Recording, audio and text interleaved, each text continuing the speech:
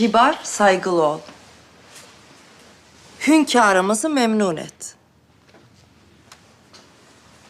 Senin yerinde olmak isteyen çok kız var. Tek bir gece diye düşün.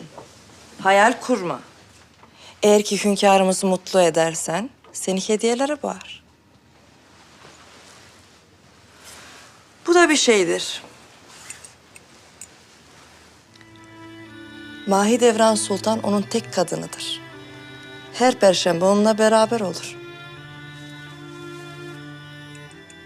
Neden Perşembe? Adettir. Perşembeyi Cuma'ya bağlayan gece kutsal bir gecedir. Ve eğer ki o akşam hamile kalırsan kutlu bir evlat dünyaya gelir.